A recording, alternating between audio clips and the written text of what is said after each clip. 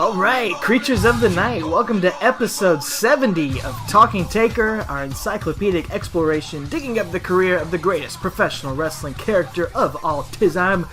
My name is Alex Dorio, and I want to welcome you to yet another round of Dead Man Talking. Thank you for joining us here on the podcast. I am joined, as always, by my tag team partner, my fellow creature of the night, my wrestling buddy. Some people call him the Lost Dudley Boy. My man, Travis White. Travis, what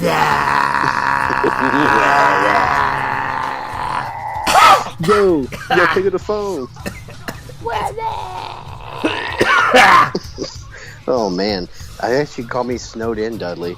Dude, we are recording this a day later than normal because I was snowed in this weekend in a cabin in the woods. It was basically how every horror movie starts. A bunch of Southerners from Georgia snowed into the mountains with no four-wheel drive trying to get out. So, whew, man, I was a little behind on my Talking Taker research, but here we are, man, getting this thing done, getting it to you, creatures of the night, on time.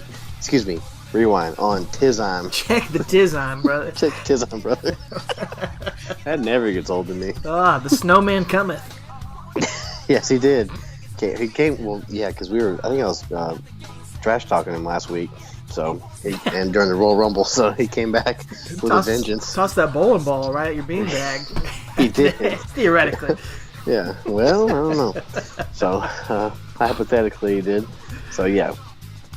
Well, last week we did cover the Royal Rumble 2001 in our watch-along forum, and we appreciate everybody listening to that. We enjoyed it. Hope you enjoyed it as much as we did, but we're moving on this encyclopedic exploration to the next chapter of The Undertaker's career, to a kind of a strange one. When you just look at it on paper, you're going through the spreadsheet of Undertaker matches that we drew up, or if you were just trying to look through them, this one kind of stands out, maybe forgotten by a lot of people, but it's The Undertaker and Kane teaming up yet again in a triple threat tag team tables match against Edge and Christian and the Dudley Boyz from February of 2001. This one kind of sticks out like a sore thumb, doesn't it, buddy?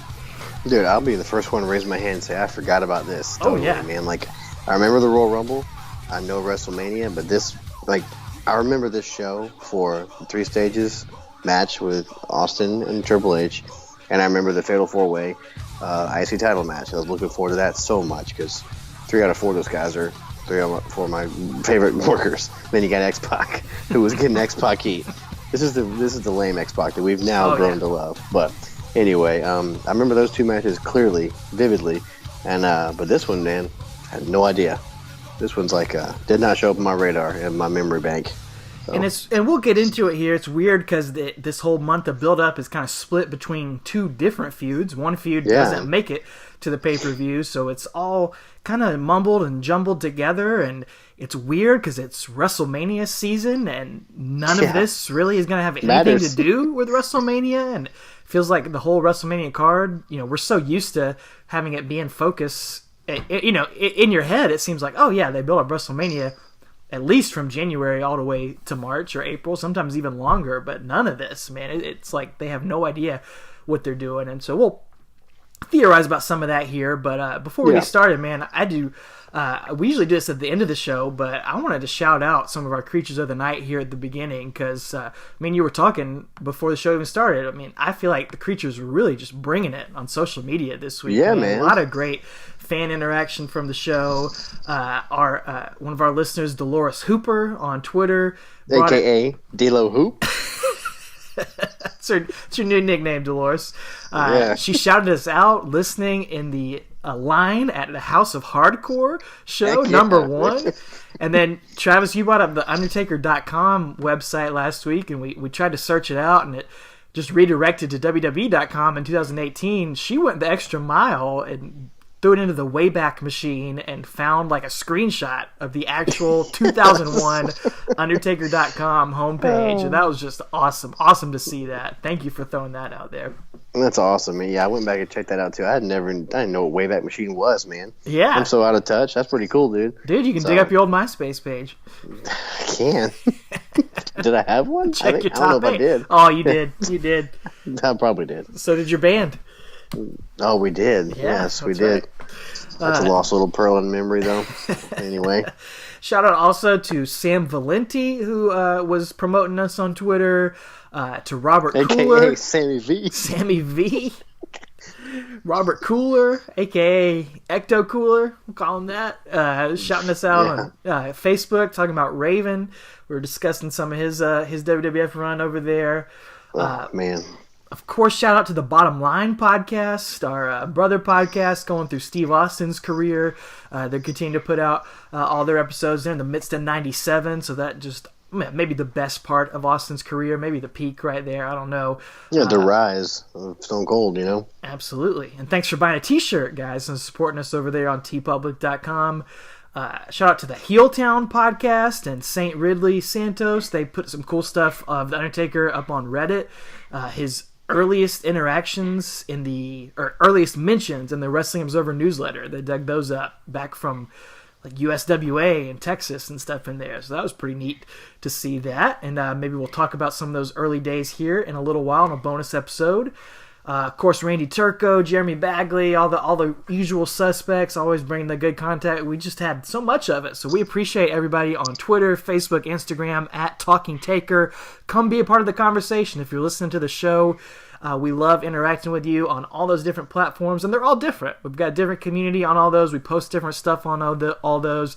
So if you use all those, we encourage you to like us and follow us and interact with us on all those. And we love to plug your stuff and interact with you as well. Bingo. Got nothing else to say. Wrap that up. Only thing I can say is, who is Kaiser Sose? You said usual suspects. That's all I got. Indeed. You became a dad of a third child, and your dad jokes like exponentially multiplied. Oh yeah, Coming in stronger than ever. One. Yeah. With each child, your dad jokes they go up like exponential notch. I mean, you had a penchant for them before you even had kids, but I feel like they've just gone through the roof, man. Oh man, absolutely. They definitely have. I'll have more. Don't worry. There'll be more. I know. Well, let's hop in the time traveling motorcycle, hop in that sidecar, and head on back to January of 2001 as we travel to the build-up into No Way Out 2001. Going to a historic episode of Raw right here, Raw episode 400. Man, that's pretty neat. January 22nd, cool. 2001, the night after the 01 Royal Rumble. And if you'll remember, as we talked about last week's episode, in that Royal Rumble, Haku made that leap from WCW. Technically, I guess you could say the last guy to jump over in these Monday Night Wars over to WWE. Is teaming up with Rikishi now. These Islanders, these Samoans, forming a strange tag team. What a trivia question. Who is the last guy to jump from WCW to WWF? No one's going to say the man they call Ming. How about it? That's it. Well, anyway, they are going to continue this feud with The Undertaker and Kane, who we saw really align during last week's episode. Kane's going to fight Rikishi on this episode of Raw, and Haku is going to interfere in the match. And, just to reiterate again, it is absolutely wild to see Haku in the WWF in the year 2001. And this is his best look, in my opinion. Dude, he's got the fro, he's got the gold silky pants, pajama pants on, man. Silk pajama pants? Oh, man, I love it. But unfortunately, he's going to kind of screw himself up here, and it's going to be interesting to see the quick rise and fall of this team here. And I think this might play a part in it, because Kane chokeslams Rikishi, and he's got the pinfall on him, but Rikishi's forced to kick out at 2 because Haku is late for the run-in. Man, you can tell it's screwed up here that Haku's supposed to break up the pin so Rikishi doesn't have to kick out of Kane's chokeslam, but he's, I don't know, I guess the ramp way's longer in WWE or something. He's just late to the party. Well, their ring's 20 by 20 rather than 18 by 18, That's true. WCW, so that's a good point. He's not used to it, so thought he had a little bit, I don't know, that actually would work the opposite way. Anyway, whatever. Touche. They lay a beating on Kane for a little while before Undertaker makes the save for his brother. And it's interesting, Haku and Rikishi, they stay on their feet for a long time. Undertaker's throwing those soup bones at him. But Haku, he stays standing for a long time, but Taker eventually takes him out, and Taker and Kane celebrate together with their little pyro music combination. Kane does the pyro, Undertaker's music plays here. So they walk out standing, but Rikishi, they cut to him backstage after the commercial. He's fuming about everything, and he's going to challenge Undertaker to a no-holds-barred match on SmackDown to keep this feud rolling. Yeah, we'll definitely keep it rolling on SmackDown here. We got SmackDown 75 from January 25th, 01, and Taker actually opens up the show, riding down on his motorcycle for a match against Keish here. So, and I just wrote in my notes, dude, that he should open the show more often because this crowd, they go nuts, man. I don't know if they're sweetening the sound or what, but like to see Taker at this point open up a show, man, it's just, I don't know, it's really cool. Like opening up with a match, it's neat. The crowd is definitely into it super hard. So. I watched this episode of SmackDown because I couldn't remember if I was supposed to watch Raw or SmackDown at first. And did you catch the fan in the crowd with the sign that said Undertaker : he's trying to say rolling, but it says Rollin'. No. It spells an E-N on it. Just big giant sign. Oh man, like that's one of my favorite things in wrestling is see misspelled signs. There's such passionate fans of wrestling. We've got to be the dumbest people on the planet to write us. I'm including myself in this. Like we'll write signs and be on national television with the poorest grammar in the world. Absolutely. It's like, oh man, keep rolling. So my favorite is it's like a SummerSlam '89. This dude in the crowd says it's when Brutus Beefcake's in the main event, and the sign says Burtis rules. Yeah. Burtis. It's like just use phonetics. Sound the word out like I teach my 6-year-old. Burtis, no Brutus. Oh man, that's amazing. Anyway, well, Taker, I just wrote two in my notes as we're talking about his evolution. I don't know when this actually occurred, but I just noted that he's definitely his entrance is now complete when he does those. He goes to three sides of the ring and puts his arms in the air because I feel like he's been doing a little bit different stuff, but now he definitely that's his official like entrance at this point. So I don't know when it officially moved to that, but anyway, because we're kind of covering half and half shows here, yeah. But it's just neat that we've been talking about his different entrances and his garb and his attire, and we'll continue to cover that because there's some crazy garb coming up here soon. There is, but up until the pay-per-view, it kind of seems like he's got more of a uniform garb going on here of late. He's kind of wearing his street clothes those first few months, but now it's sort of like he's transitioned to the black spandex tank top and the leather pants or whatever. Yeah, so black leather pants or whatever. But I guess he was waiting on this pay-per-view outfit to come in the mail. I don't know. Yeah, we'll get to that in a little bit. Everybody's got their WrestleMania outfit. This guy's No Way Out. We'll call it his No Way outfit. So anyway, there's another dad joke for you. So anyway, he's going to have this no-holds-barred match with Rikishi, and they start brawling in the aisle. Haku interferes after a running DDT because if you guys remember, that actually finished off Rikishi a couple weeks ago. So right. Haku knows the peril that his tag team partner is in, so he interferes, causing DQ, and then I wrote here, I'm just going to call him Hakishi. I believe you called him Hakushi in your notes. Yeah. What do you think's the right way to do this? Hakushi is another wrestler, but... Right. That's why we went Hakishi, but I don't know. But Hakushi is a good mix-up of both. Both good team names. Both great. So Hakishi hit the double headbutt on Taker and then beat him up until, of course, his brother's pyro goes off. And Kane, dude, runs to the ring like he's, I don't know, in a race or something. He runs down trucks. I've never seen him run like that before. So he goes nuts on both the Island boys here. And Taker gets up and they both take out the Islanders because, we can't have these new guys get over. Got to have the old stalwarts to get over. So anyway, then Taker actually raises Kane's hand as they do the the kind of mashup of the ring post pyro and music and stuff. So, and I just wrote, man, like the crowd loves this, and it looks like they're definitely officially together at this point. I don't think they're called the Brothers of Destruction officially yet, but that word destruction keeps getting thrown around every now and then. But seeing him raise Kane's hand, and the crowd just goes bananas. It's just crazy. So, really cool stuff. And that's not it. This episode's actually kind of packed with these guys. So, the main event is actually Kurt Angle defending his title against Kane, which I think is because Kane had the most eliminations I believe that's the storyline kind of there. Okay. I'm not, but basically, man, Team Kangle, your old favorite, they're exploding here, dude. No. Yeah. So, but it's funny because beforehand, Angle's on the mic and he's like talking about, I respect your abilities, and as a former WWF champion for about 12 seconds, so just throwing him under the bus there, and he talks about how he's burned and all this stuff, and he has bros, but he never burned their faces and stuff. So, anyway.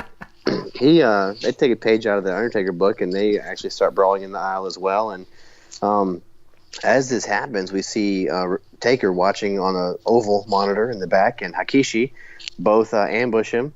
And I'm going to go ahead and have a callback to a few episodes ago, and they give him a backstage assault, a WCW backstage assault, if you will. So, they're killing him backstage and beating him up and throw him into the garage door, and Rikishi hits him with his biggest assets that he has. And Haku's his spot. He was just there in WCW, so that's where he learned it. It's true. That's true. He's probably in that video game. That's how he thought things worked. Exactly. You know what? He was never in a WWF video game at this point. Like, I can't remember him being. Ever, unless he's on one of those early arcade games, which he might be, like WrestleFest or something. I can't. I know Andre is. Yeah. Dang, what a lost opportunity. But anyway, so they come out and interfere during this match and nail Kane with 2 chair shots and a thrust kick behind the referee's back, which allows Kurt Angle to cover for the win.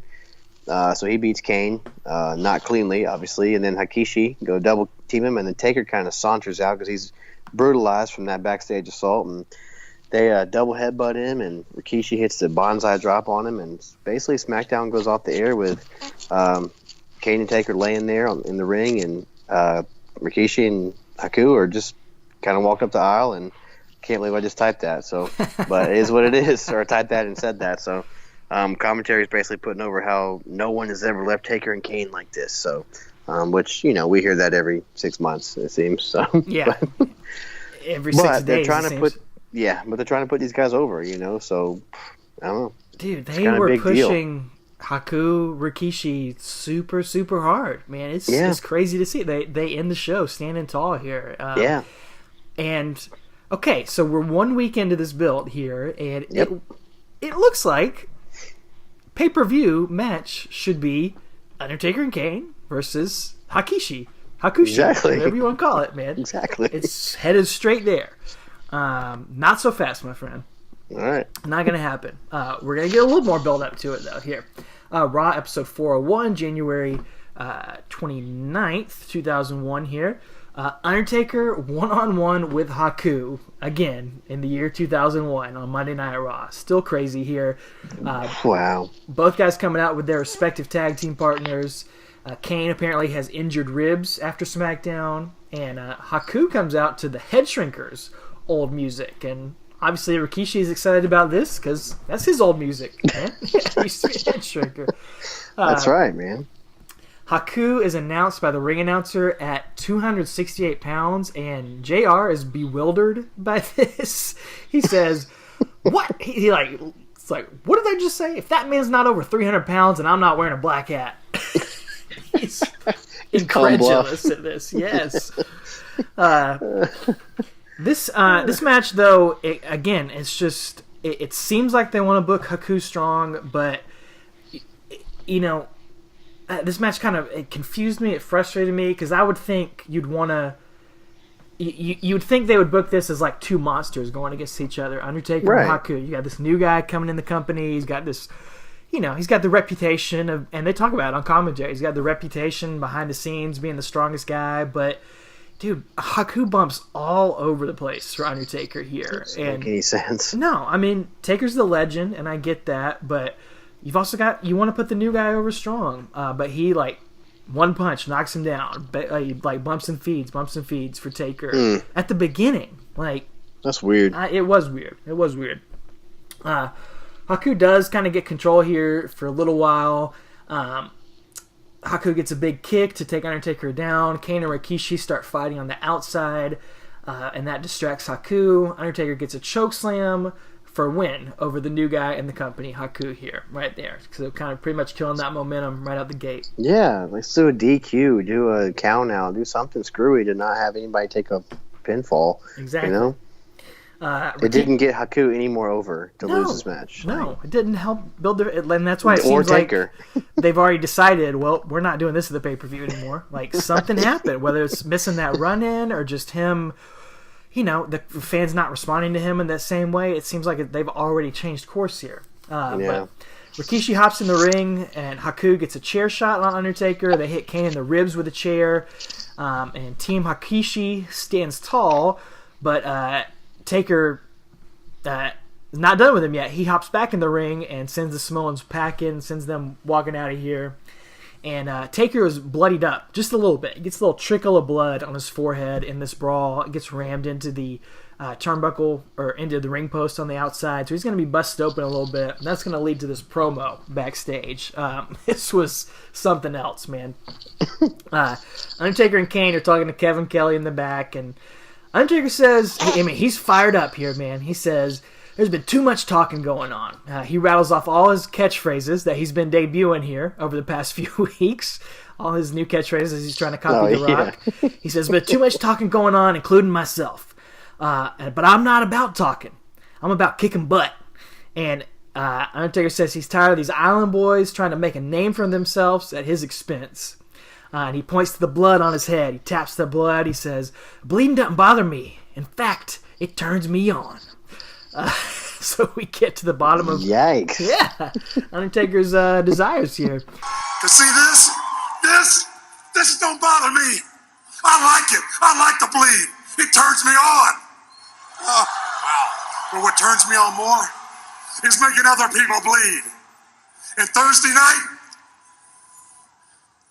Rikishi, Haku, you're going to bleed, and you're going to bleed, and then you're going to bleed some more. Tell him, Kane. And challenges Hakishi to a First Blood tag team match on SmackDown. If they have a set to actually show up here. Sounds like he's channeling himself before that Armageddon Hell in a Cell where he wanted to like eat people's flesh and stuff like that. Oh yeah, he's going in the zone, man. It's getting dark. And then he pulls Road Warriors here. And he says, "Tell him, Kane." Like Animal talking to Hawk. And then Kane pretty much just reiterates that Haku and Rikishi are going to bleed on Thursday. And this promo, worth going out of your way. 60 seconds of Undertaker talking about what turns him on. And yeah, if we had sponsors, we'd probably be talking about Blue Chew right now. But we don't. So Big Red Machine. Oh, my. big Red Chew. Hey, man. So Kane didn't say, what a rush after that? I thought he was about to. Oh, dude, if he would have, that'd have been amazing. Well, yeah, like you mentioned, man, this was leading into SmackDown Extreme, so I remember this. Do you remember this episode? Absolutely, SmackDown Extreme? Dude. So good. And I went back and watched this, too. Yeah. Because I wanted to. I just wanted to rewatch SmackDown Extreme. Yeah, man, SmackDown 76 on February 1st, 2001 is SmackDown Extreme. Basically, let me explain why. Those of you who weren't paying attention back then, it's because the XFL was debuting in 2 days. Dude, I cannot put over how excited you and I were about the XFL. Whoa. Don't throw me in on this. Dude, we watched the first game. I don't remember this. Dude, we watched it at your house on a little tiny TV in your kitchen. We made like bagel bites or whatever. We watched it there. I remember that little tiny TV in your parents' kitchen? I do, yeah. Yeah, we watched it there. Okay. Because they were watching TV in the living room. So we made bagel bites or something and watched. It could have been it was the afternoon game. Okay. We watched He Hate Me. Yeah, well, He Hate Me. So because this was the weekend before your birthday, so I'm sure we did something for your birthday that weekend. So which you'll get to in just a minute. But yeah, so this was SmackDown Extreme because XFL was going on, but what a horrible wreck. And it's a good thing that they learned from that mistake and we'll never bring that up again, right? Yeah, thank goodness, man. Yeah, never have to talk about that again. Thank God to let sleeping dogs lie. No, absolutely, man. Never bring out the XFL again. Never again. Oh, boy. Sometimes Vince is just a stubborn old meathead. So, anyway. We know what turns him on. Yeah. So, dude, this SmackDown's great, though. It's like a Clash of the Champions SmackDown. Yeah, like, it really is. Gimmick matches, up and down the card, title match, every title's on the line.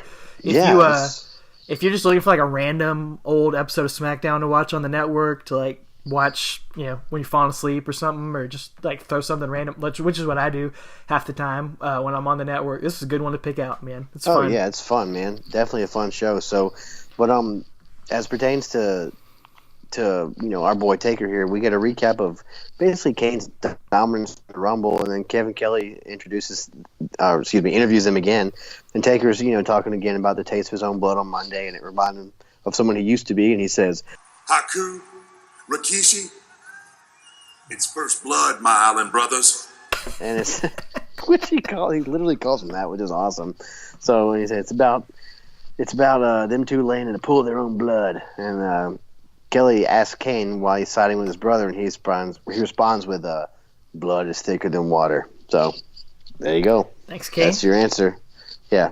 So I guess they had to get the old blood thing out there, so they were just really using as many blood puns as they could. So absolutely. So yeah, blood is thicker than water, ladies and gentlemen, which is an old saying. And I guess that's Kane's justification for teaming with his brother who lit him on fire, murdered his parents again. We always come back to your big brother. So. Always. Speaking of that, when I was trying to get my car unstuck in the snow this past weekend, trying to get out of there, I was down below shoveling snow, and my big brother decided to hit me right in the eyeball with a snowball. And he said, "You'll always be my little brother." So I understand what Kane and Taker are going through here. And then you choke slammed him. Yeah, I wish. Yeah, I can't lift him. I'm too small. So anyway, give him a Death Valley blow next time. Next time I will. Get him. So Taker and Kane have the old synced up pyro and Roland playing as they walk to the ring, and I just thought this was a missed opportunity to have Kane come out in the sidecar, dude. Absolutely. Would that have been in like a little Kurt Angle helmet like you have on the scooter? Dude, that would have been so good. Why not? Come out and ride, or just even ride his own. Can you imagine Kane in his outfit and his mask on his own chopper? Or just riding behind Taker, like with his arms wrapped around him. Grabbing his waist. Yeah. Oh, that's so epic, man.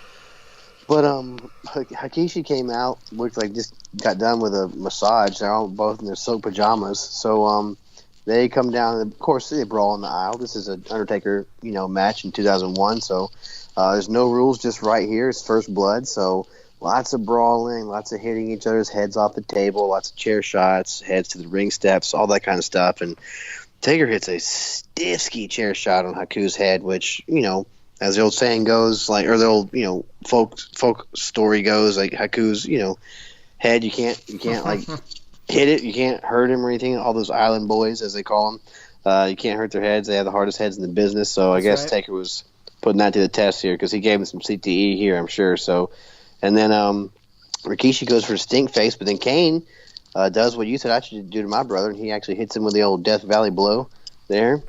So using some heel tactics to get a win here, and chokeslam Taker, and then tosses him to the steps, I believe, and then Haku is busted open after that chair shot we see. He's just like, I've never seen Ming blade, but he's bloody here, yeah, which is crazy. And then Kane hits Rikishi with the steps and then busts him open as well. So we got two bleeding island boys, and the ref calls for the bell.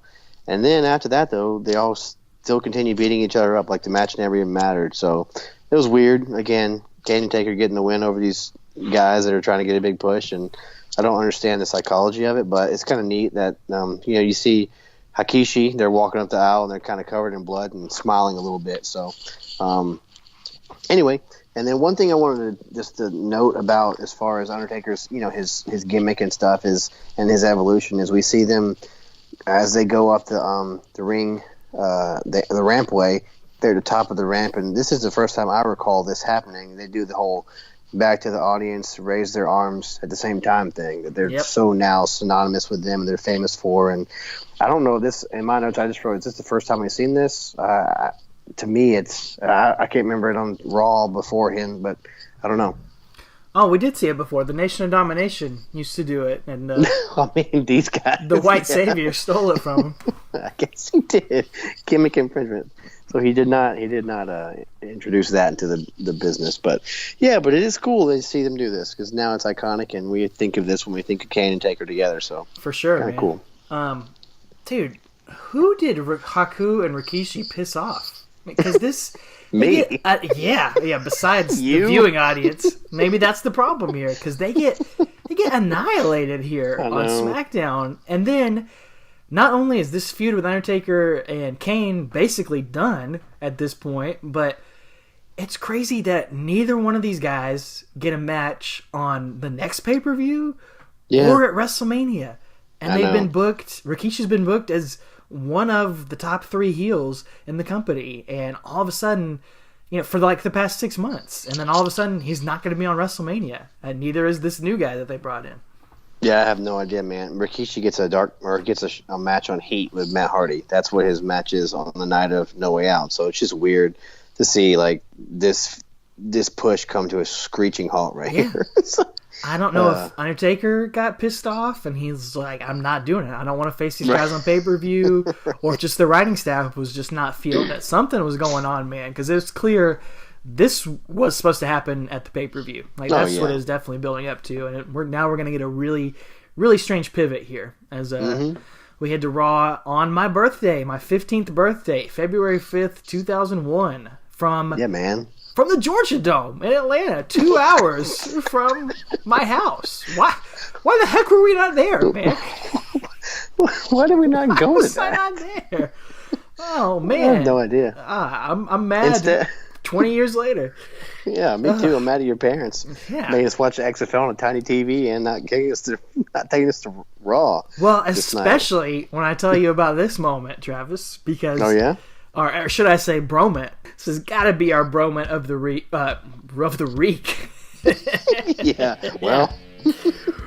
Well, the cat is going to come out here, our good friend the cat, and she wants to respond to... No one's ever said our good friend the cat. Jerry Lawler used to. Not anymore, though. No. She wants to respond... Much too old. To your number one faction of all time, the Right to Censor, who ended her strip show on SmackDown. So she's going to respond to that. She tried to strip to some full frontal nudity on SmackDown Extreme. And yes, she did. They did not allow her to do that. So instead, she's going to form my number one faction of all time, a group called the Right to Nudity. Is it Midian in that? No, there's some continuity right there for you, if I've ever seen it. Nude meanie. He would have had to be in there, man. He had to. No, the APA is going to be in there. The King's going to be in there. And this whole storyline culminates with the King wrestling Steven Richards for the Cat's Right to Nudity at the pay-per-view. And King wrestles in a leopard print suit, man. It's the ugliest thing I've ever seen in my life. But... yeah, that's it, man. That's got to be the Russo Broman of the Week right here, is the debut of the Right to Nudity. Yeah, that's definitely, again, Vince Russo is not even involved in professional wrestling at this time. He's done. Nope. He's not on either company's map.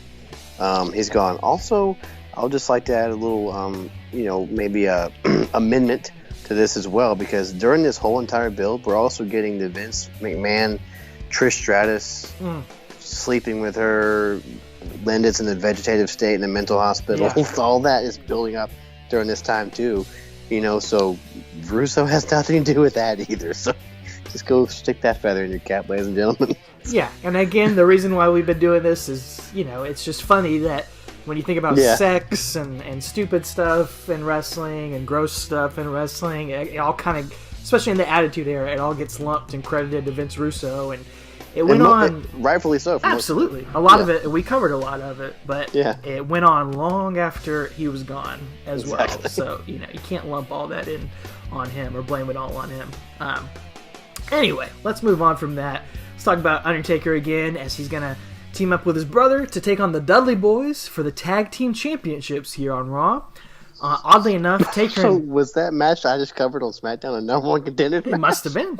Yeah. Must have been. Must have been. They didn't tell us that, but we'll assume that. Oddly enough, Taker and Kane are going to enter separately after kind of being on the same page these past few weeks. So they're both going to get separate entrances here. I guess Taker was just itching to get back on his bike, man. Yeah, he needed to have his own entrance again. The Dudleys have a pretty competitive match here, a lot more than Hakishi did. They hang with Taker and Kane for a lot more. The ref's going to get distracted by Kane and Devon fighting around on the outside. Undertaker gives Bubba a chokeslam, and Edge and Christian are going to interfere. Edge and Christian have already been feuding with the Dudleys the past few weeks. They go for a concerto on Undertaker, but Undertaker ducks, and he sends them out after giving each one of them a chair shot. And he leaves the chair in the ring, which is going to be his fatal error here. Undertaker goes for a pin on Bubba, and referee Mike Chioda gets back in the ring after he was distracted on the outside. He sees that chair lying in the ring, assumes that Undertaker hit Bubba with the chair, so he disqualifies Undertaker.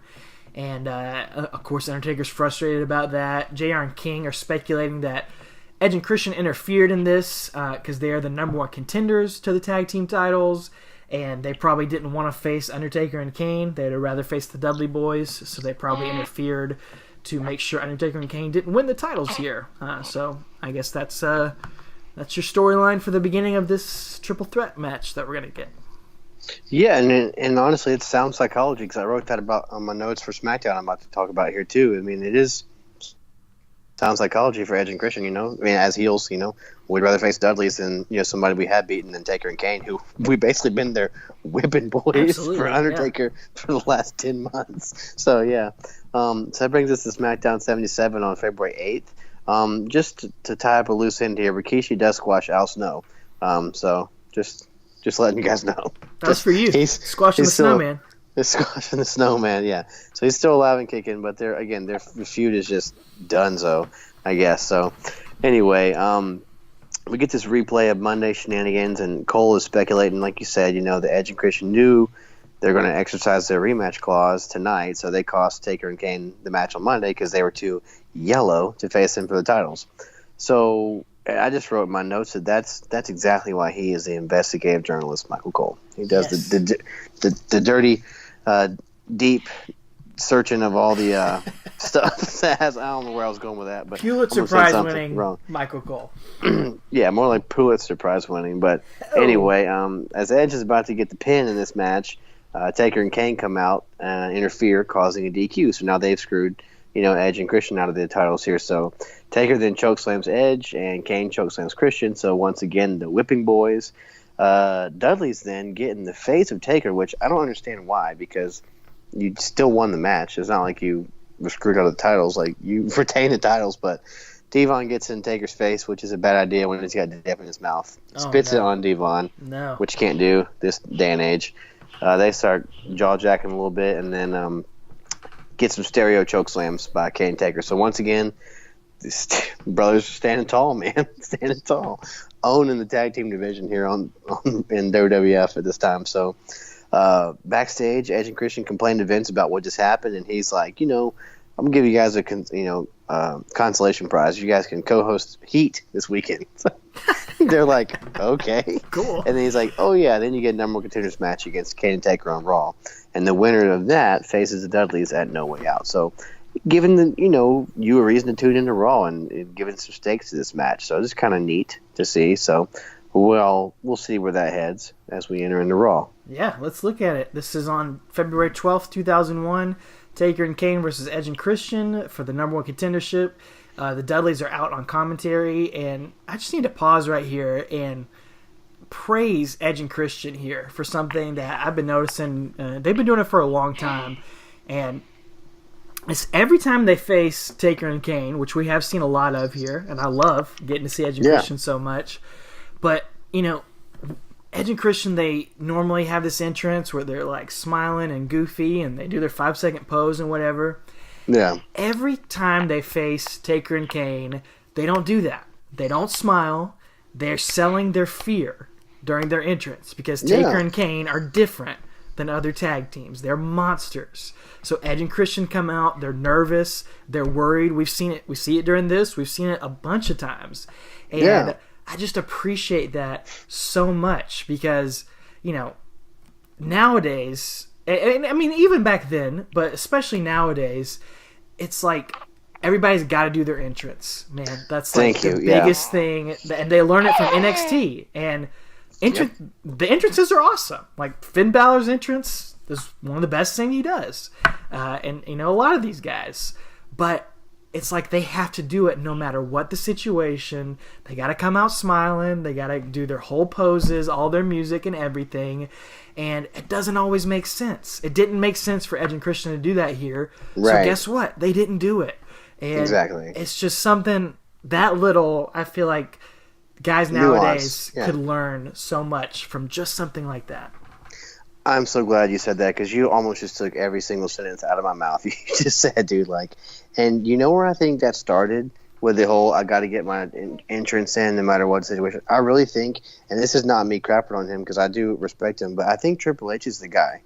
Look at his entrances back then. Yeah. No matter what the situation, unless he was running in from, outside or something, if he had a match against whomever, he's going to get his little stand in the dark with the lights on him, then spray his spray. No matter what, I really think that's where it started. I started thinking about it the other day. It's definitely something that nowadays, like I said, Ronda Rousey gets the trash beat out of her by Charlotte. The next night, she comes out smiling on Raw. Yeah. You freaking kidding me? No. Stone Cold didn't do that. Bret Hart didn't do that. But Triple H is the guy. I started looking back. I was like, I think his character would do it no matter what. He'd do that entrance, and he's the one in charge of NXT. And so all these guys have to get their entrance in, nowadays. But you're right, man. I'm glad you pointed that out, because I wanted to find an opportunity to talk about that one here. I didn't know where it would come up organically, so I'm glad it did, because, man, you're right, man. When an Edge and Christian come out, they do feign terror for these guys. They're acting, but it's cool to see. There are certain situations where you don't have to follow the script. It's yes, okay exactly. to improv a little bit. Oh man, act like a character. Yes. Whew, let me step off the soapbox for you and I. Well, talking about 6 great characters here, all 6 of these guys, 3 of them already in the Hall of Fame. The other 3 definitely will be eventually. Undertaker gets distracted on the outside. He's talking trash to the Dudleys on commentary. Gives a chance for Christian to nail Kane with a chair, but Kane is able to kick out of it here. And man, another thing I wanted to say here was, if you ever want to see how to build up to a hot tag, watch the Undertaker in a tag match, man. You wouldn't expect that, but he's on the outside. He's getting the crowd pumped up. He's running back and forth. He's getting hyped out there. He's showing you how to get excited about that. He comes in. Kane ends up tossing Edge into the Dudley Boyz, who are at the commentary table again, and that leads to a all-out fight between all 6 guys on the outside. The ref is forced to just toss this match out on a DQ. All the refs come out there to break it up. Sergeant Slaughter's even out there, and that's it, man. It's not much to it, but these 6 Hall of Famers right here, 6 absolute pros. They're trying the best to make something out of just pretty much nothing, a nothing feud, and they're bringing intensity to it. They're treating it seriously. They're not treating it like an afterthought, even though the bookers might be. And so they're doing what they can with it. Yeah, because you could tell Kane and Taker just kind of got shoehorned into this feud. Because, I said, Dudley's and Edge and Christian were already feuding. They have been feuding for 2 years now, it seems. So, or a year and a half now.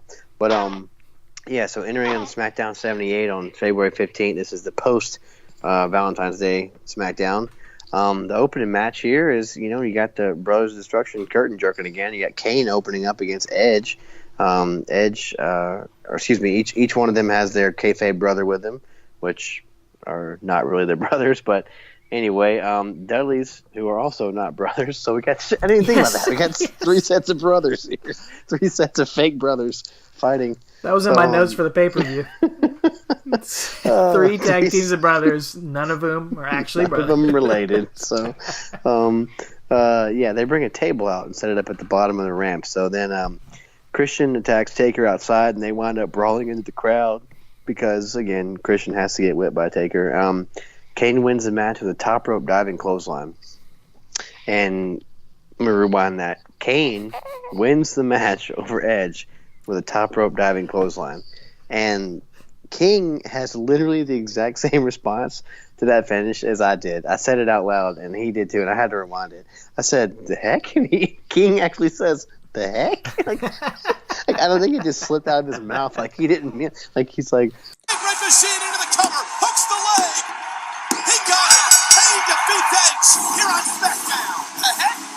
what? Because what? I love his top rope clothesline. I love it. Yeah. I love it too, but I don't remember it ever finishing anybody off. And but it did, man. Finished Edge off here, and King just goes, "The heck!" This is great. But Kane immediately then goes to the apron and trash talk with the Dudleys, and you can see where this is going. Christian and Taker in the ring, and Christian gets Irish whipped into Kane, and Kane crashes off of the apron onto the table. However, does not break. He no-sells it and sits. I honestly think he made a snap call because the table didn't break. So he gets up and goes back in the ring, and they hit stereo choke slams on Edge and Christian as Dudley's kind of pose with their ramps. With their ramps on the ramp with their belts. They didn't have multiple ramps. They had one ramp they were on with their belts around their necks. So, but Kane, like I said, he does not break that table, but it's fine. He no-sells it, which fits his character, so no big deal. Yeah, no big deal. So slowly building this match up again. You can kind of tell where we're headed with the table and everything, so we'll see. We've got 2 more shows to build up here. It's a rare 5-week build up to this pay-per-view. So this is the go-home shows. Raw 404 on February 19th, 2001. Undertaker kicks off the show here in a triple threat with Devon, Dudley, and Christian. Just kind of a strange match to look at. Yeah. And everyone's partners are supposed to be banned from ringside, but Edge gets around that by doing commentary. He's not technically at ringside. Gets off a pretty good line here. He's questioning Taker and Kane's relationship and the Dudleys' partnership. Edge says, "Let me ask you a question. For Christmas, I got Christian a spaghetti strainer. I didn't burn his face, so he had to wear a hideous mask for the rest of his life." Whoa, you got a point there. That's a good point. At our family reunions, we play some hockey. We roast some marshmallows. We don't put people through tables. Boy. Bingo. Yeah. Exactly. Family values, man. You're spot on. It's Canadian values, man. JR and King this whole time are really putting over Taker and Kane, which means they're definitely not going to win on Sunday. And but Undertaker picks up the win tonight. He sends Christian just into the rafters with a last ride, man. Just enormous last ride, and gets a huge pop from the crowd. Gives Taker the pin. Taker gives Edge a similarly huge chokeslam after the match to come out on top there. But Edge and Christian are not done, man. They have a meeting backstage. They decide they need a plan B because what they have been doing lately just hadn't been working. So let me try to sum all this up. We get this really contrived segment later on in the show. Yes, they replay this on SmackDown. I was like, what is going on here? All right. Edge and Christian are backstage with some jamoke who they, this loser, they pay up to go knock on Undertaker's door. And they tell him to tell Undertaker someone's been messing with his bike. So he runs off. Meanwhile, Edge and Christian are still in the parking lot, and they start yelling for the Dudley Boyz to come meet them. So we get another camera angle. We cut to the back. The Dudley Boyz walking out. They can hear Edge and Christian yelling for them, so they head out there. Camera cuts again to this production assistant knocking on Undertaker's door. He tells Undertaker someone's been messing with his bike. And Undertaker says, "Man, you better not be playing." Camera cuts back again to the garage, and we see Taker's bike is all messed up. The Dudley Boyz storm into the garage looking for Edge and Christian, but as part of their plan, Edge and Christian are not there. So Taker arrives a few seconds later, sees his bike all messed up, sees the Dudley Boyz standing right next to it, obviously assumes the Dudley Boyz did the deed, so he attacks them. The Dudley Boyz get the upper hand on Taker since it's 2-on-1, and they leave him laying while going to look for Edge and Christian. They run off out of camera. Kane arrives a few minutes late to help his brother, and while he's tending to Undertaker, Edge and Christian come out of hiding, hit a concerto on Kane to leave him laying. Whew. Yeah, what'd you say a few weeks ago? Taking a international flight to get around the block. That's what this the international flight to go next door. Yeah, that's what this was. Exactly. Yeah, it could have been done a lot shorter, but I guess I can appreciate the fact that Edge and Christian get the upper hand there. At least the heels are looking good going into the pay-per-view at this point. But it's something that Vince Russo has been talking a lot about on his podcast, this week when he was trying to fix the WWE or whatever. He talks about having segments not in the ring, and just out here in a parking garage, having these guys get heat on each other out there. So it's something different. It is. Didn't just involve the match. Exactly. Speaking of other important wrestling podcasts, ones that have hundreds of thousands of downloads, Eric Bischoff has put over Dean Malenko on the last 2 episodes of his, and I just got to say, the week before that, who put him over? You and I did. Absolutely. We started the Dean Malenko fan club, we did. not Eric Bischoff. Not him. But anyway, I think he's listening to Talking Taker. he got the idea from you, and I kind of piggybacked off of you, and there we go, man. So you started it. Take her easy, Eric. Exactly. Take her easy, E, baby.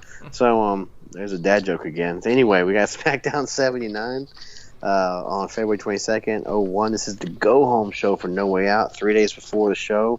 Hermes interviewing the Dudleys backstage, and this is where Bubba reveals that the match is going to be a tag team table match for the tag team titles. He puts over both teams, basically, again, which is always good when you're, want to put over your opponent so you beat somebody. It means something. But then he says, Undertaker, there have been many times where you've stood out in that ring and said that was your yard. Well, I got news for you. The Dudley Boyz have just moved in. Anyway, backstage, we got Team Eck, Edge, Christian are back there, and Edge and Christian are complaining once again about having to face Taker and Kane for what Edge says is the 475th consecutive time, which I just thought was pretty funny because it's kind of what everybody was thinking, probably. And then Edge is like, I'm not taking that last ride again. And that's the last time I sucked that pain sickle. So he says, I just thought it was God. Pain sickle. It's not even like a good pun, but it's great. So that's a T-shirt right there. Yeah, man. Suck that pain sickle.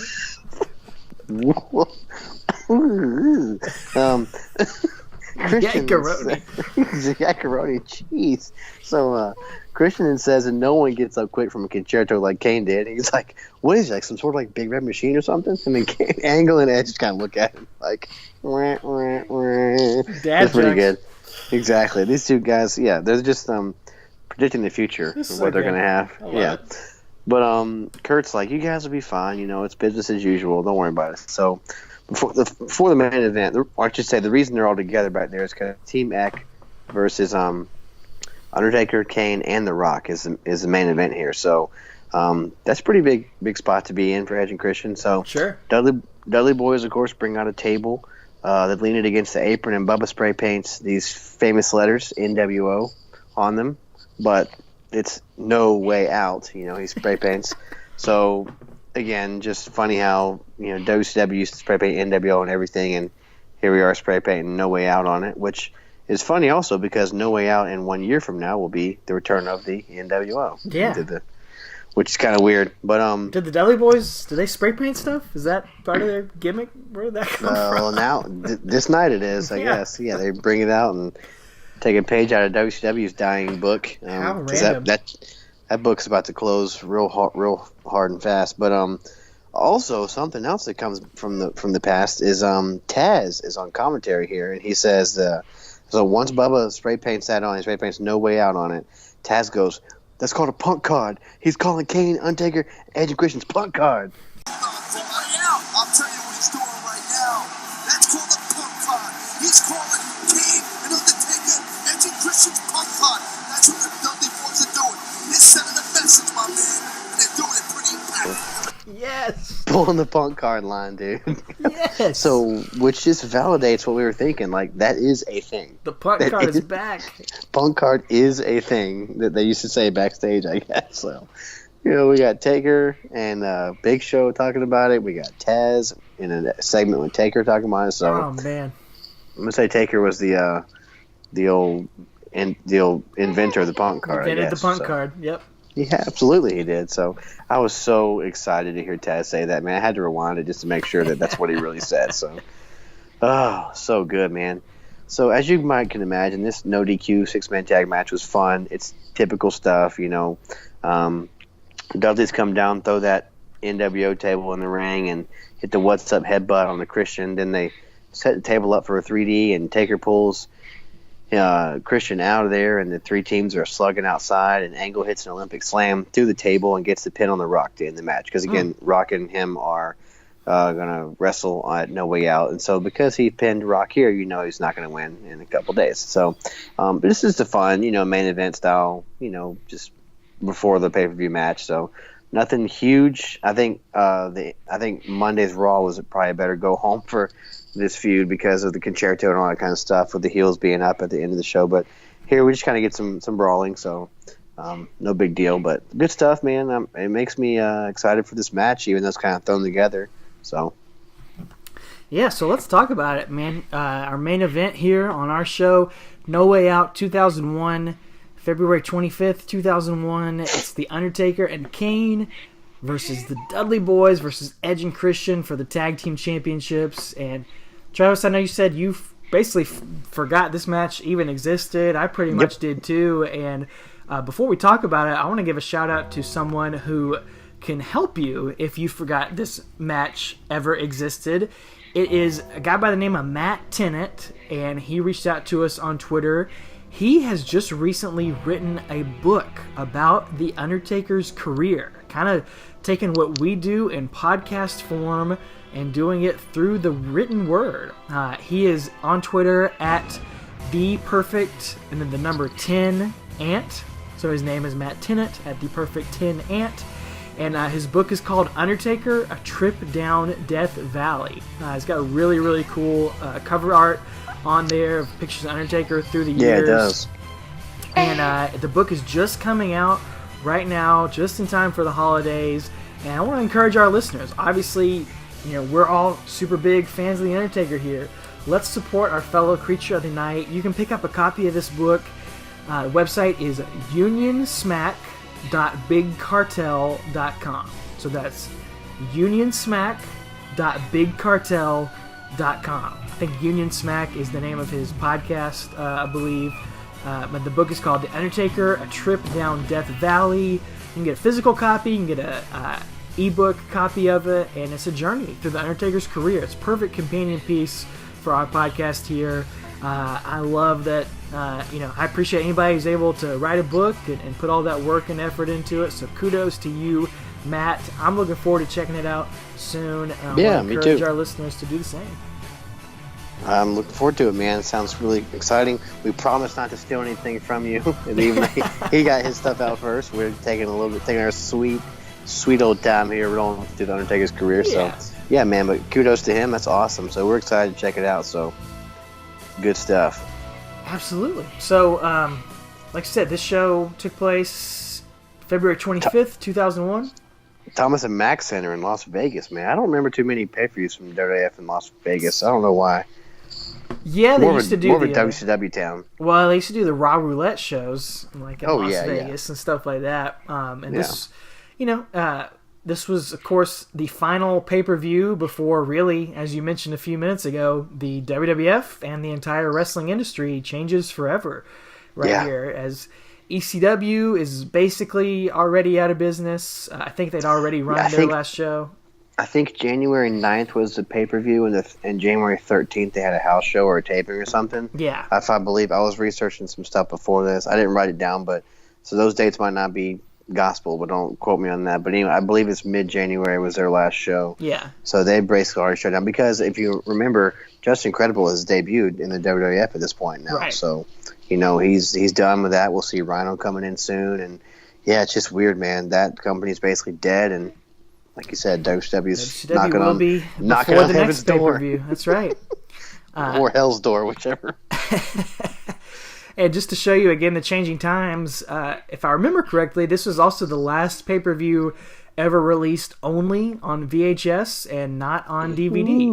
WrestleMania 17, everyone after that, they would be released on both, at least for a little while, until VHS died out. But yeah, this one never got a DVD release.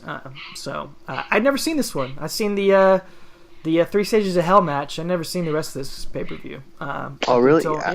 Yeah.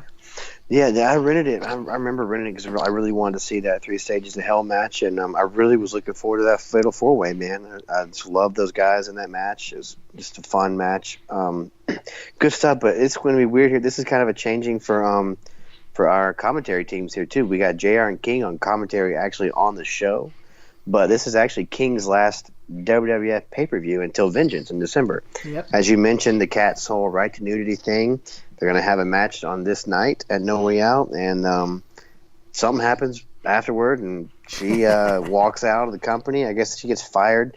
Technically, Jim Ross has to fire the Cat. I guess she's getting too big for her britches, or if she could even keep him on. But anyway, whatever. And King leaves with his girl, leaves and walks out of the company, and he'll return, though, in November. So, yeah. Classic bros before hoes mistake from King, man.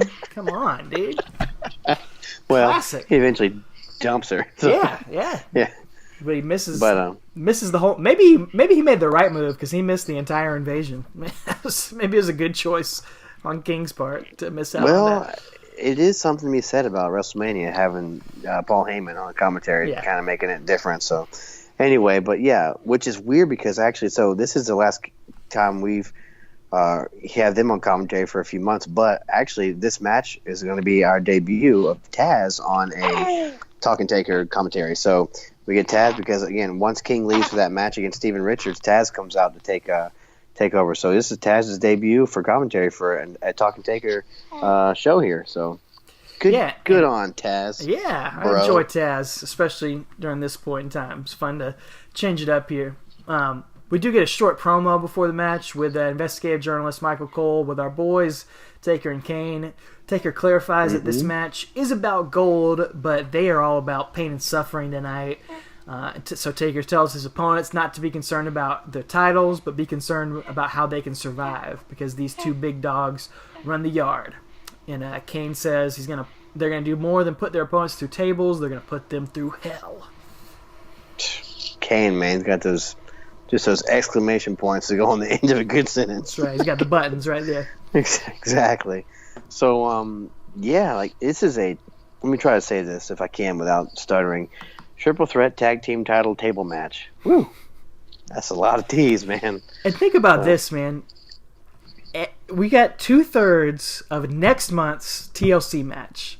Edge and Christian and the Dudley Boyz in a tables match a month before that.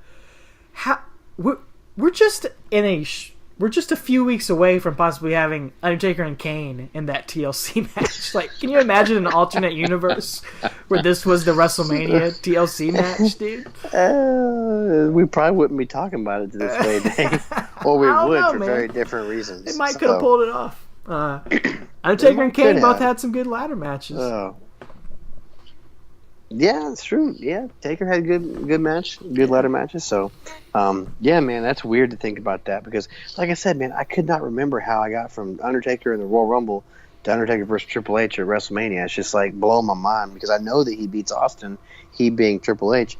I know he beats Austin this night, and I was like, wait a minute, this match we're about to cover, this triple threat tag team title table match, is second from the top. It is. This is the next to main event match. Yeah. And I don't remember it. No, not a bit. Oh. But it's just weird, man, to see how stuff changed, So, I don't know. Just like you said earlier, you think it's all set in stone, but it seems like stuff's just kind of thrown together, but it worked out, so. Yeah, so Kane comes out in his pyro, and he didn't have that organ music anymore. I don't know when that disappeared, but because we haven't been following his career completely, but I don't know when his organ intro disappeared, but he just kind of has the pyro and the music. But anyway, and then he does the pyro on the apron, and rolling happens, and Taker comes out to what JR says is a standing ovation. And here's another little nugget for those of you paying attention at home. Howard Finkel introduces Undertaker as being from Houston, Texas. At this point. So he's no longer from Death Valley. He is from Houston, Texas. So, I guess that chapter of his story is, come to an end, and we're starting a new chapter or maybe he's moved. I don't know. Maybe that's where the Local 81 is. Maybe that's where Local 81 is. Oh, but again, remember, they do vacation in Long Island, like Vince Russo confirmed to me when I was on his podcast. That's right. So, now he's from Houston, Texas. So, which is just this may have been that era. Remember when Well, no, that was a few years later when like Chris Jericho was from like New York and Chris Benoit was from Atlanta. And it's like, Right. no, they're not, dude. Right. I think that was 03-04 though. But anyway. Yeah, couldn't have a babyface from Canada. Yeah, exactly. But anyway, I just thought it was neat. So I would like for you to take this next thing and just tell me. Let's just tell me what these guys are wearing. Well, maybe please. Houston is where Taker and Kane's fashion designer was, because it's time for another episode of Talking Trousers, man, because we got some questionable apparel on both our brothers here. First of all, Kane is coming out in all black, like literally, like no trace of red anywhere on his outfit. It's all black for the first time ever, and that didn't look great. Didn't love it. Didn't love that. No. I could forgive that. Taker. Well, standing next to his brother, you could definitely forgive it because of what's Taker wearing. It's this very unflattering singlet type of outfit. It's sort of reminiscent, I thought, of his Ministry days. Yeah. It's got like the big, the Extreme T symbol, as we call it. Yeah. And it's in bright red right on his chest. And it just like it's not quite a tank. I guess it's just a sleeveless thing that blends into his pants, and it's just not quite the right size. It just does not look good on our man right here. I don't know where it came from. Randy Turco on Twitter called it the Undertaker PJs. Jeremy Bagley called it Taker's fat pants and said he was certainly putting the cream in cremation back at this time. Man, that sums it up right here. I don't know what he was thinking, and pretty sure he never ever wore these again. They went right in the closet with the snakeskin pants. Does his pants say Dead Man Ink on the side of them too? I think they in did. like red. I think. Yeah, I think he did put these. He folded them up and put them in the drawer with the snakeskin pants. So I just like to start I'd like to propose we start a hashtag Blame Sara, trending on Twitter. That's it. If we can. So we're gonna go ahead and blame Sara for all the no. bad stuff that came his way since that didn't work out. So anyway, maybe we can get her to come on the show. Sure, she's probably doing nothing. She's enjoying that Taker alimony. Alimony? That's right. It's impotent. Alimony. Oh my god. Please take the reins. Well, Edge and Christian are out second, and they stall in the middle of the aisle out of fear, possibly out of Taker and Kane's attire here, but just in generally in fear of Taker and Kane. But the Dudley Boyz come out third, and the Edge and Christian are like the monkeys in the middle right here. And they take a wise move here and bail and jump off the rampway and hide away from these guys, leaving Taker and Kane to brawl with the Dudley Boyz to start off the match. And Taker and Kane are going to toss them off the rampway as well. Yeah, they do. This is Taker immediately throws Devon off the ramp, and then he throws Bubba off as well. So it doesn't. It's not even him and Kane. It's just Taker throwing both of them off there. So there's he's pretty much taking care of business right here. So Edge and Christian come from behind and attack the Brothers of Destruction here and take them down. And there's brawling around ringside, and the crowd is already chanting, "We want tables." It's been 25 seconds. Yep. And the crowd's already it's not that they're not invested. It's that they're not invested. Like, they're not that they're not invested in these characters, but there's not much of a story here, Yeah. So they just know it's a tables match. It's not like a slight to the 6 guys in the ring, but it's just like, we know it's a tables match. We don't care. We want tables, So, which is something you definitely see nowadays. It's interesting to see the evolution of the business and see kind of how we've gotten from 1992, 1993 matches to where we are in 2001 to where we are in 2018. So, interesting stuff. Unfortunately, I'm not saying always, sometimes though, unfortunately, the tables were sometimes more over than the Dudley Boyz were. Yeah. I love Dudley Boyz. I think they definitely Hall of Famers, but, Oh, yeah. sometimes the crowd just wanted the tables more than they wanted the Dudley Boyz. But that's all right. They were still over. Brothers Destruction are slamming Edge and Christian's heads into the announce table over and over again. It's so good, like simultaneously. Yes, so it's good. Great. And they are about to powerbomb them through the tables simultaneously, but the Dudley Boyz make the save with some chairs. So we've got a CT match right here. Chairs and tables, no ladders. Oh, I thought you meant CTE match. Oh, we're gonna get that here in just a second. Yeah, because they're going to hit some CTE headshots on them. So, man, yeah, I think there's a pay-per-view coming up this weekend called TLC, but they should rename it CTE. Great. Join us now for WWE. CTE. Oh, my God. Chairs and tables entertainment. So, anyway, and at this point, this is the point in the match where I just wrote in my notes that we're going to get that what we've come to know and understand now and be conditioned to is this is what a typical three-way match, a script of a three-way match is. But now we have tag teams in it. You got one team on the outside taking a nap, the other two in the ring fighting. This is kind of how this match is going to go from here on out, you know? Yep. I don't know. Did you catch that too? I mean, this is basically the script of every three-way nowadays. Edge and Christian mix it up with the Dudley Boyz here for a little while.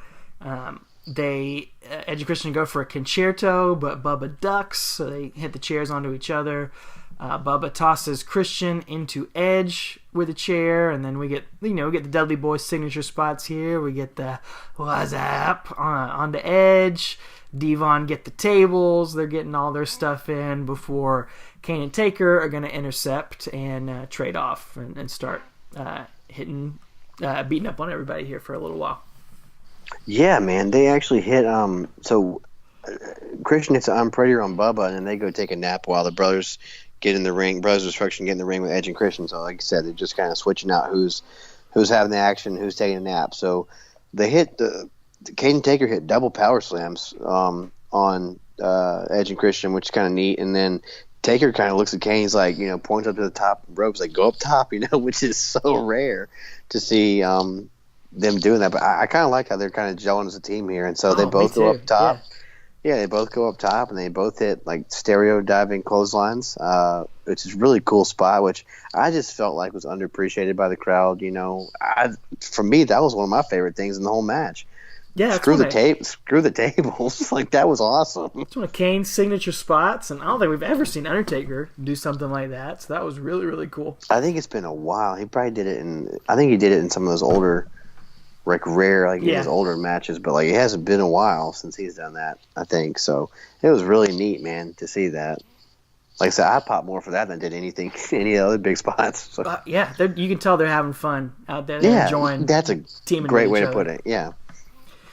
Taker and Kane are going to go for the tables, but the Dudleys try to stop them.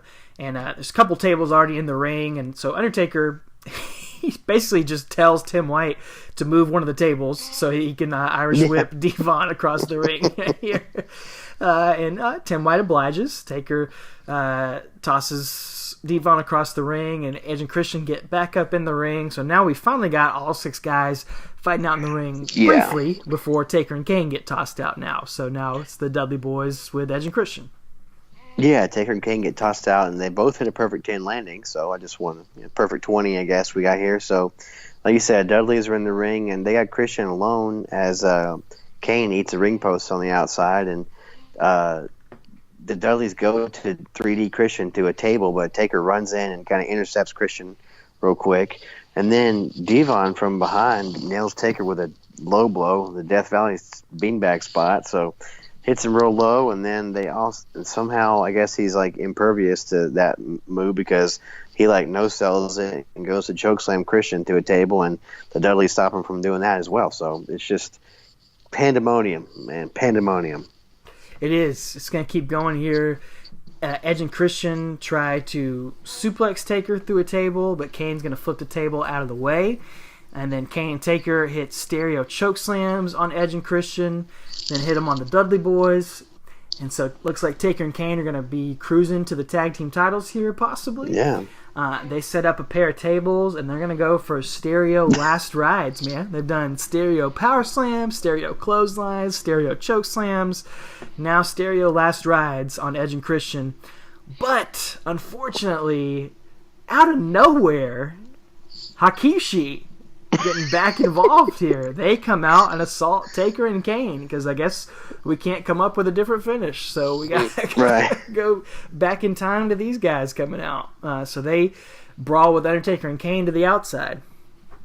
Yeah, they come out to ruin everything, basically. So it's no DQ, so it's fine. You know, they're brawling with Taker and Kane, like you said, and at this point, like you said, they've got them on the outside, so they're distracted. So this is, I guess, a way to make Taker and Kane not look like a bunch of doofuses losing these other guys when they've been so dominant. But they're on the outside brawling with the Island Boys, as Taker calls them, or Island Brothers, as Edge goes to spear Bubba. Bubba moves, and Edge hits a table, and it does not break. So I don't know if it was supposed to or not, but I think it was because I think it was.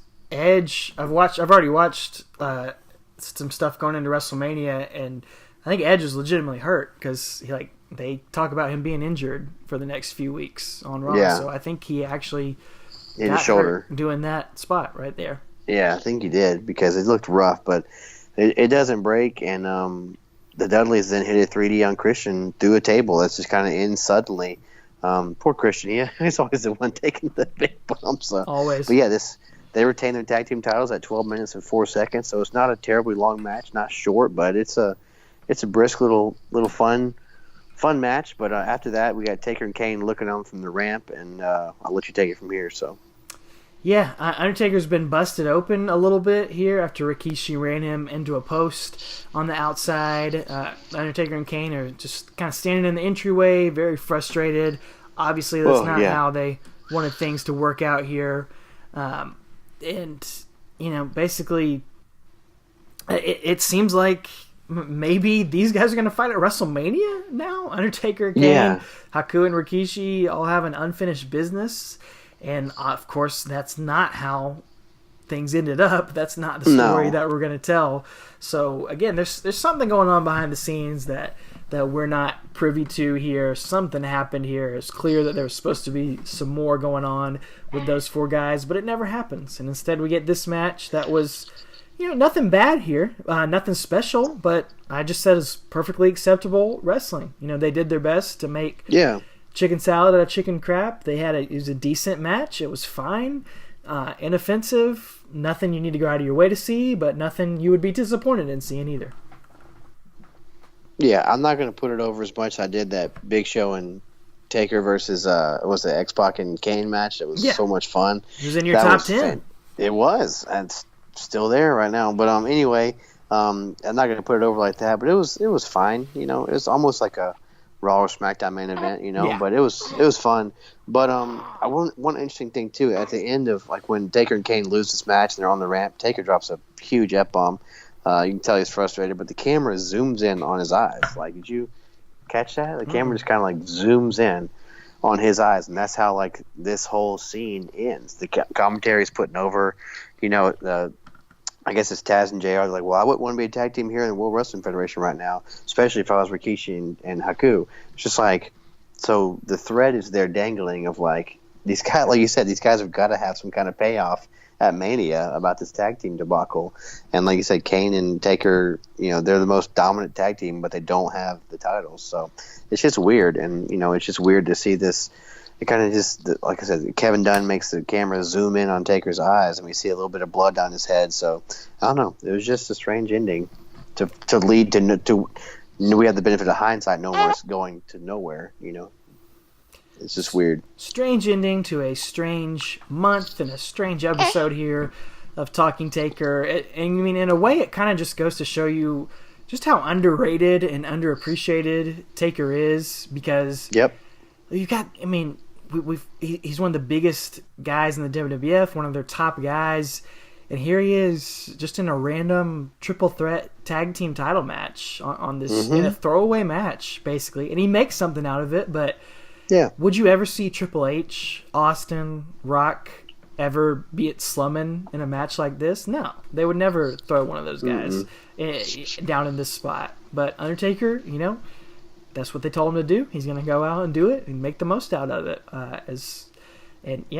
Obviously, like we said, things are going to change going in here to WrestleMania, and we'll talk more about that on next week's show as we get to cover what many feel is still to this day the greatest WWF pay-per-view ever. WrestleMania X7, WrestleMania 17, whatever you want to call it here, and a match that many would say to this day probably in Undertaker's top 10 all time, arguably. Undertaker versus Triple H, their first WrestleMania encounter, their WrestleMania trilogy, a feud that is still going in 2018. They had their end of an era match 17 years later. Unbelievable, man. We're going to take it back to the glory days, the peaks of these two men's career as we get to talk about this one, and a lot of cool stuff in this build. Very excited to get to this match and cover it, man. Oh, me too, man. I'm stoked. Like I said, I keep saying I beat a dead horse here, but I could not remember how we got from Royal Rumble to Mania. I'm excited to see what happens, especially now going back and digging into this stuff, just seeing how we're getting from Hakishi to Triple H, basically. Because I do love this match we're about to cover next week. It's the forgotten Triple H Undertaker, WrestleMania match. Because remember when they did the 2011 and 12 matches, they barely ever brought this one up. So they acted like it never happened. Yeah, but I'm excited, man, and I got a couple words I like to say. I like to say, let's get to the chopper. Sorry. So late. How have I not used that yet? I don't know. What if Undertaker said that to Kane when they were getting ready to leave? Get to the chopper. And they came out together and rode in the sidecar with a helmet. It'd be great. It would be great. Different kind of chopper, but it'd be great, man. Missed opportunities. We're putting the dad joke counter on next week's episode. We got the blood tracker. We're putting the dad joke tracker on next week's episode. Oh, man. I'll see if I can oblige. Yeah. No, keep them coming. We want to hear what you think, guys. We want to hear your Undertaker dad jokes. We want to hear all your feedback and commentary. We loved it last week. That's a sitcom. Undertaker's dad jokes. Just the Undertaker telling dad jokes. I'd watch it. That's a network YouTube special. Yeah, should be, man. Taker's dad jokes. Hit us up, Facebook, Twitter, Instagram, @TalkingTaker on all of those platforms, and of course all our different podcast platforms. Please subscribe. Please leave a rating. Please leave us some feedback on all that good stuff. It helps promote us. It helps get us out there, and that's the biggest, most important thing you can do to help spread the word. Let people know you're listening. Let people know you enjoy it. Share it with others. Let's help this community of Creatures of the Night grow as we keep on rolling into the last ride. And of course, if you want to support us monetarily, you can pick up that beautiful Talking Taker t-shirt, Taker Easy t-shirt, Biker Taker Guy t-shirt over at TeePublic.com. Just search for Talking Taker over there. Send us a picture when you got one on. Let us see you wearing it out there. We know a few of you creatures have supported the show and gotten some of those, so let us see it. Show your Undertaker pride out there wearing that. We love it, and we love all you guys, and we thank you for listening every single week. It's been a blast, and looking forward to next week. Next week, we're hitting up. It's the greatest WrestleMania of all time. It's going to be a big show. A big show. So, until we get to that, we got 2 words for you. Take her easy. I can't believe this. We have to face Taker and Kane again? What is this, like the 475th consecutive time? I tell you what, I'm not taking that last ride again. That's the last time I sucked that paintsicle. And what's up with Kane? I mean, we hit him with the concerto on Monday night. He's already getting up. Nobody gets up that quick after the concerto. I mean, what is he, some kind of big red machine?